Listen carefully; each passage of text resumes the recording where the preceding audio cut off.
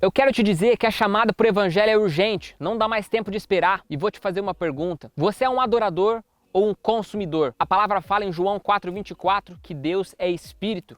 E importa que aqueles que o adorem em espírito e em verdade. Cristo Jesus, quando esteve presente aqui na terra, ele se incomodava muito com a hipocrisia dos fariseus, que eram os mestres religiosos, que conheciam profundamente da lei, mas já traziam para as suas instituições uma importância muito maior para os seus dogmas, para o seu pragmatismo religioso, de querer sempre o resultado final das coisas, ao invés de se importar com o amor, pelo qual havia sido construída a própria lei, porque Deus é amor, e Deus, desde o tempo de Davi, compungia seu próprio coração quando havia sinceridade no arrependimento de alguém, e a busca por um relacionamento. E o Velho Testamento dá diversos exemplos disso, de Abraão que se relacionou com Deus, de Moisés que se relacionou com Deus, de Daniel que se relacionou com Deus, Davi se relacionou com Deus. E Cristo, quando encontra aqueles mestres religiosos que simplesmente estavam preocupados com seus próprios interesses, com as suas próprias vaidades, sem se importar com a seriedade do que era se envolver nas coisas de Deus e ser como intermediadores das pessoas para com Deus, como sacerdotes,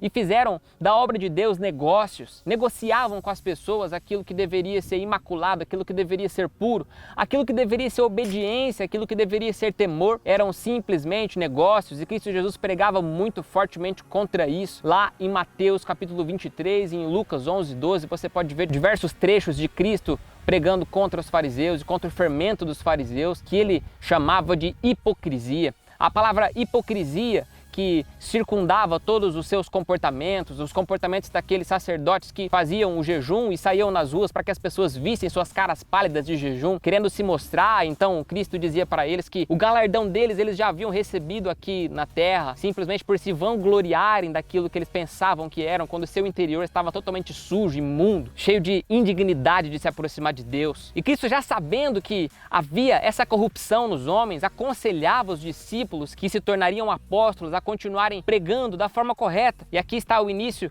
da nossa leitura da mensagem de hoje, que é em Mateus 10, no versículo 26 em diante. Portanto, não temais, nada há escondido que não venha a ser revelado, nem oculto que não se torne conhecido. O que vos digo no escuro, dizei-o na luz, e o que escutais ao ouvido, pregai-o sobre os telhados. Não temais os que matam o corpo e não podem matar a alma. Temei antes aquele que pode destruir no inferno tanto a alma quanto o corpo. Não se vendem 2 passarinhos por uma pequena moeda?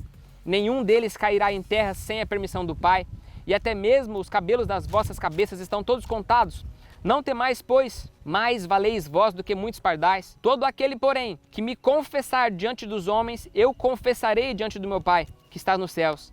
Mas todo aquele que me negar diante dos homens, eu o negarei diante do meu Pai que está nos céus. E esse conselho de Cristo é para que os discípulos permanecessem sendo corajosos, porque pregar contra a religiosidade naquele tempo era um crime imperdoável, era o crime pelo qual os apóstolos morreram, o crime pelo qual Cristo foi condenado para a crucificação. Todos eles seriam mesmo perseguidos por continuarem pregando a verdade de Cristo, que era pregar o amor, amar o próximo como a ti mesmo e a Deus sobre todas as coisas, e também permanecer pela busca com o Espírito Santo. Cristo já sabia de tudo que haveria de vir e continuava encorajando os discípulos para que eles continuassem pregando a verdade.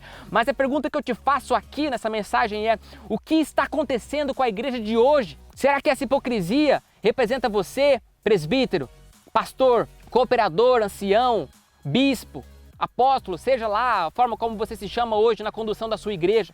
A pergunta que eu te faço é: você é um discípulo que representa Cristo na sua palavra, com um evangelho cristocêntrico, cuidando da sua igreja, dando palavra de misericórdia, estando pronto em ensinar, estando pronto em admoestar, como está escrito em Timóteo 3:4? Ou você é mais um hipócrita que está fazendo negócios com as coisas da obra de Deus? Ou você é simplesmente alguém que utiliza a ferramenta de estar diante de um público para querer ter poder, para se mostrar melhor do que alguém? Quem é você? O Espírito Santo te faz essa pergunta através dessa mensagem: quem é você? E se você não representa uma liderança religiosa aqui ouvindo essa mensagem, eu quero te perguntar também: o que você significa dentro da igreja a qual você frequenta? Porque se a igreja a qual você frequenta, há nela pastores e pregadores hipócritas, como essa palavra condena, pessoas que, ao invés de atender esse chamado de Cristo aqui, de pegar aquilo que aprenderam no escuro e colocar sobre os telhados na luz para que todo mundo visse, todo mundo ouvisse, ao invés de fazerem isso, pregam os seus próprios interesses para agradar a igreja e para se manter como um cargo de destaque. Se você está numa igreja que acontece isso e você aceita isso, então você não é um adorador, você é um consumidor, porque é você quem está dando audiência para um evangelho corrompido, um evangelho de que não é o evangelho de Cristo Jesus. Porque o evangelho de Cristo Jesus é um evangelho de misericórdia, de amor e de transformação de conduta. A tua busca pelo Espírito Santo para se transformar e ser uma pessoa melhor a cada dia deve ser constante.